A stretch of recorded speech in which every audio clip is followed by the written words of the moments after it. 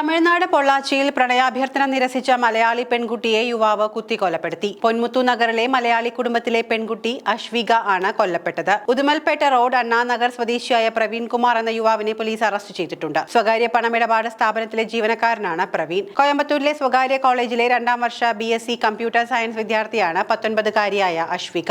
മാതാപിതാക്കൾ ജോലിക്ക് പോയ സമയത്ത് പെൺകുട്ടി വീട്ടിൽ തനിച്ചാണെന്ന് മനസ്സിലാക്കി പ്രവീൺ കുമാർ വീട്ടിൽ അതിക്രമിച്ചു കയറി കുത്തിക്കൊലപ്പെടുത്തുകയായിരുന്നു. പെൺകുട്ടിയുടെ കഴുത്തിനും നെഞ്ചിനും ഉൾപ്പെടെ ഗുരുതരമായി പരിക്കേറ്റിരുന്നു. നിലവിളി കേട്ട് അയൽവാസികൾ ഓടിയെത്തി ആശുപത്രിയിൽ എത്തിച്ചെങ്കിലും ജീവൻ നഷ്ടമായി. പെൺകുട്ടിയുടെ വീടിന് സമീപത്ത് 5 വർഷത്തോളം പ്രവീണും കുടുംബവും താമസിച്ചിരുന്നു. തുടർന്ന് നിരന്തരം ഫോണിൽ വിളിച്ച് പ്രണയാഭ്യർത്ഥന നടത്തിയെങ്കിലും പെൺകുട്ടി ഇത് നിരസിച്ചതോടെയാണ് കൊലപാതകത്തിലേക്ക് നയിച്ചത്. നമ്മുടെ പെൺകുട്ടികൾ, സ്ത്രീകൾ, അമ്മമാർ ഇവരൊക്കെ സുരക്ഷിതരാണോ? ഐക്യരാഷ്ട്രസഭയുടെ പൊതുസഭാ പ്രമേയം 54/134 പ്രകാരം നവംബർ 25 സ്ത്രീകൾക്കെതിരായ അതിക്രമങ്ങൾ ഇല്ലാതാക്കുന്നതിനുള്ള അന്താരാഷ്ട്ര ദിനമായി പ്രഖ്യാപിച്ചു. ലോകമെമ്പാടുമുള്ള സ്ത്രീകൾ ബലാത്സംഗത്തിനും ഗാർഹിക പീഡനത്തിനും മറ്റു തരത്തിലുള്ള അതിക്രമങ്ങൾക്കും വിധേയരാകുന്നു എന്ന വസ്തുതയെക്കുറിച്ച് അവബോധം വളർത്തുക എന്നതും പ്രശ്നത്തിന്റെ അളവും യഥാർത്ഥ സ്വഭാവവും പലപ്പോഴും മറച്ചുവെക്കപ്പെടുന്നത് എടുത്തു കാണിക്കുക എന്നതും ദിനാചരണത്തിന്റെ ലക്ഷ്യമാണ്. എന്നാൽ ആ ഒരു ദിവസത്തിനപ്പുറം ഇവയൊക്കെ പാലിക്കപ്പെടുന്നുണ്ടോ? ഒരു സ്ത്രീ ആക്രമിക്കപ്പെട്ടാൽ ആക്രമിച്ചയാളുടെ മേലല്ല, ഇരയാക്കപ്പെട്ട സ്ത്രീയുടെ മേൽ കുറ്റം ചാർത്തുന്ന സമീപനം നമ്മുടെ സമൂഹത്തിനുണ്ട്.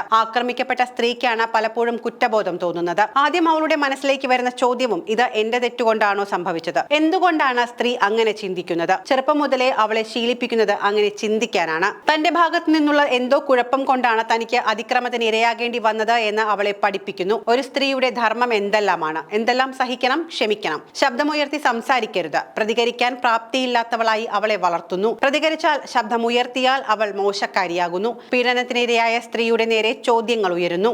ഒരു കഥ പറയാം. 8ാം ക്ലാസ്സിൽ പഠിക്കുന്ന ഒരു പെൺകുട്ടി. അവൾ ക്ലാസ് കഴിഞ്ഞു വരുന്ന വഴിയിൽ ഒരാൾ സ്ഥിരമായി അവളെ ശല്യം ചെയ്യുന്നു. പേടിച്ചരണ്ട അവൾ ഒരു ദിവസം ക്ലാസ്സിൽ പോകില്ല എന്ന് അമ്മയോട് ശഠിക്കുന്നു. അമ്മയുടെ ചോദ്യം ചെയ്യലിൽ താൻ അനുഭവിക്കുന്ന കാര്യം അവൾ തുറന്നു പറഞ്ഞു. അന്ന് അമ്മ അവളെ സ്കൂളിൽ കൊണ്ടാക്കി. പക്ഷെ ആ ദിവസം അയാളെ അവിടെ എവിടെയും കണ്ടില്ല. പിറ്റേന്നും തുടർന്നുള്ള 2 ദിവസവും അമ്മ അവളെ സ്കൂളിൽ കൊണ്ടാക്കി. പക്ഷെ അന്നൊന്നും അയാളെ അവിടെയെങ്ങും കണ്ടില്ല. ഇനി അയാൾ വരില്ല എന്ന അമ്മയുടെ ഉറപ്പിന്മേൽ അവൾ പിന്നെയും ഒറ്റയ്ക്ക് സ്കൂളിൽ പോയി തുടങ്ങി.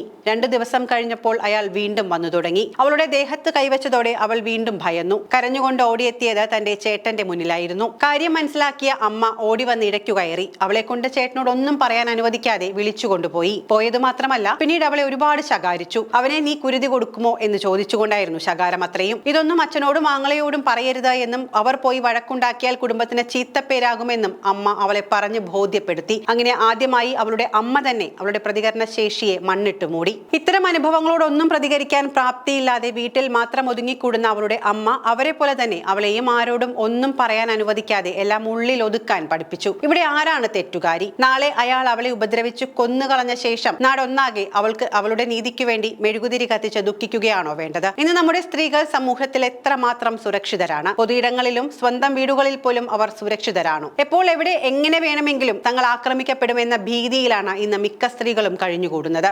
അവൾ എന്തുകൊണ്ട് എതിർത്തില്ല, എന്തുകൊണ്ട് ഉപദ്രവിക്കരുത് എന്ന് അപേക്ഷിച്ചില്ല, എന്തുകൊണ്ട് രക്ഷപ്പെടാൻ ശ്രമിച്ചില്ല? അങ്ങനെ നിരവധി ചോദ്യങ്ങൾ അവർക്ക് നേരെ ഉയർന്നു വരാം. ദേശീയ ക്രൈം റെക്കോർഡ് ബ്യൂറോയുടെ 2012 മുതൽ 2016 വരെയുള്ള കണക്ക് കാണിക്കുന്നത് ഇന്ത്യയിൽ റിപ്പോർട്ട് ചെയ്യപ്പെട്ട ലൈംഗിക അതിക്രമ കേസുകളിൽ ഇരയാക്കപ്പെട്ടവരിൽ 40% പ്രായപൂർത്തിയാകാത്ത പെൺകുട്ടികളാണ് എന്നാണ്. 95% അതിക്രമം നേരിട്ടിരിക്കുന്നത് പരിചയമുള്ള ആളുകളിൽ നിന്നാണ്. ഓരോ 3 മിനിറ്റിലും ഒരു സ്ത്രീ ഇന്ത്യയിൽ അതിക്രമത്തിന് ഇരയാകുന്നു എന്നാണ് കണക്ക്. 2018 കണക്കു പ്രകാരം ഡൽഹിയിൽ മാത്രം ഒരു ദിവസം ശരാശരി 5 സ്ത്രീകൾ മാനഭംഗത്തിന് ഇരയാകുന്നുണ്ട്. 2015 മുതൽ 2016 വരെയുള്ള ദേശീയ കുടുംബ സർവേ പ്രകാരം 5ൽ 2 സ്ത്രീ പീഡനങ്ങൾ റിപ്പോർട്ട് ചെയ്യപ്പെടാതെ പോകുന്നുണ്ട്. പീഡനത്തിനിരയായ സ്ത്രീയെ കുടുംബത്തിന്റെ അഭിമാനം കാക്കാൻ കൊലപ്പെടുത്തുന്ന രീതി പല രാജ്യങ്ങളിലുമുള്ളതായി റിപ്പോർട്ട് ചെയ്യുന്നുണ്ട്. സ്ത്രീകളോട് തങ്ങളുടെ കരുത്തു കാണിക്കുക, അവരെ അപമാനിക്കുക, ഭയപ്പെടുത്തുക എന്നെല്ലാമാണ് ലൈംഗിക അതിക്രമത്തിലൂടെ ഇത്തരം പ്രവർത്തികളിൽ ഏർപ്പെടുന്ന പുരുഷന്മാർ ഉദ്ദേശിക്കുന്നത്. ലൈംഗിക അതിക്രമങ്ങൾ നടത്തുന്നവരിൽ എങ്ങനെ ഇത്തരം മാനസികാവസ്ഥ രൂപം കൊണ്ടു? അവരിൽ ചെറുപ്പകാലത്ത് അനുഭവിക്കേണ്ടി വന്ന ക്രൂര പീഡനം മൂലം സഹജീവികളോട്, പ്രത്യേകിച്ച് തന്നെക്കാളും കായികമായി ബലം കുറഞ്ഞവരോട്, സ്ത്രീകളോടും കുട്ടികളോടും സഹാനുഭൂതിയോ ദയയോ ഇല്ലാതാകുന്നു എന്നതാണ് ഇതിന്റെ പ്രധാന കാരണം.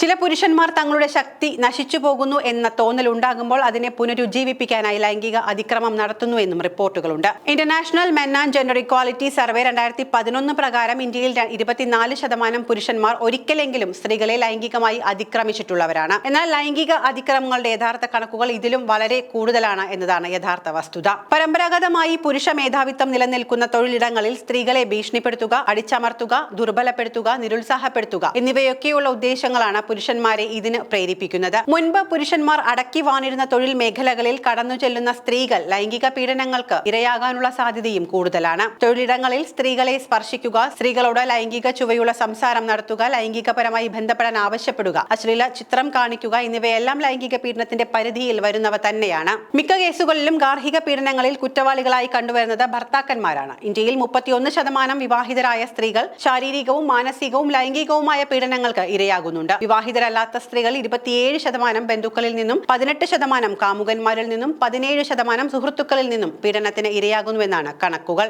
എന്തുകൊണ്ടാണ് സ്ത്രീകൾക്ക് നേരെയുള്ള അതിക്രമങ്ങൾ പലതും റിപ്പോർട്ട് ചെയ്യപ്പെടാത്തത്? മറ്റുള്ളവർ അറിയുമെന്ന നാണക്കേടുകൊണ്ടോ കുടുംബത്തിന്റെ പേര് ചീത്തയാകുമെന്നതുകൊണ്ടോ ഭീഷണി മൂലമോ മിക്ക സ്ത്രീകളും ഇത് റിപ്പോർട്ട് ചെയ്യാൻ തയ്യാറാകുന്നില്ല എന്നതാണ് വസ്തുത. ചില കേസുകളിൽ പലതവണ അതിക്രമം നേരിട്ടതിന് ശേഷമാകാം ഇര നിയമത്തിന് മുൻപിൽ തുറന്നു പറയാൻ ധൈര്യം കാണിക്കുന്നത്. യഥാർത്ഥത്തിൽ ഇരയുടെ സമ്മതം കൂടാതെ ബലപ്രയോഗത്തിലൂടെ അവളെ കീഴ്പ്പെടുത്തി അവളെ വേദനിപ്പിച്ച് ആനന്ദം കണ്ടെത്തുകയാണ് ലൈംഗിക അതിക്രമം നടത്തുന്നവർ ചെയ്യുന്നത്. എങ്ങനെയാണ് സ്ത്രീ സുരക്ഷ ഉറപ്പാക്കേണ്ടത്? അതിനുള്ള ഏറ്റവും നല്ല മാർഗം സ്ത്രീകൾ തങ്ങൾ നേരിടുന്ന ചൂഷണങ്ങൾ റിപ്പോർട്ട് ചെയ്യാൻ മുന്നോട്ട് വരിക എന്നത് തന്നെയാണ്. അതുവഴി ചൂഷകർ ശിക്ഷിക്കപ്പെടുന്നു എന്ന് ഉറപ്പ് വരുത്തുകയും ചെയ്യണം. തങ്ങളുടെ ദുരനുഭവങ്ങൾ പുറത്തു പറയുന്നത് കുടുംബത്തിനും ഭാവി ജീവിതത്തിനുമൊക്കെ ദോഷം ചെയ്യുമെന്ന് ചെറുപ്പം മുതലേ പെൺകുട്ടികളെ പഠിപ്പിക്കുന്ന രീതി അവസാനിപ്പിക്കണം. അത് അമ്മമാരോടാണ്. ഇരയെ അപഹസിക്കുന്ന സമൂഹത്തിന്റെ മനോഭാവം ശരിയല്ല.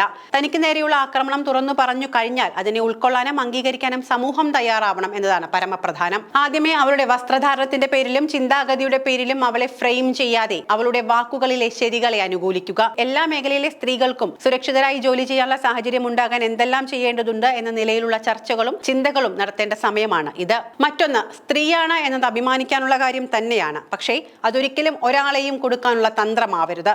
വാശിയോ വൈരാഗ്യമോ തീർക്കാൻ ഒരു നിരപരാധിയെയും അറിഞ്ഞുകൊണ്ട് ബലിയാടാക്കരുത്. ഒരുപാട് പേരുടെ കച്ചിത്തുരുമ്പാണ് നമ്മുടെ നീതിന്യായ വ്യവസ്ഥ. നമ്മുടെ ഒരു തെറ്റ് ഒരുപാട് പേരുടെ ശരികളെ മറ്റുള്ളവർ അവിശ്വസിക്കാൻ ഇടയാകരുത്.